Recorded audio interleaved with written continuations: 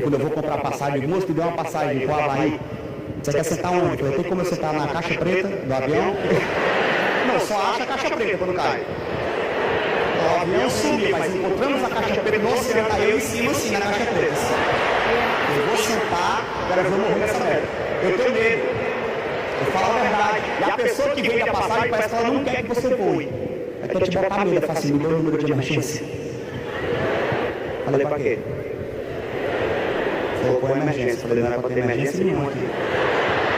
Não, mas em caso de emergência eu tenho que ligar pra alguém. Eu ligo pra mim, pega meu número então. Se ligar pra minha mãe, segurar o avião, não vai segurar.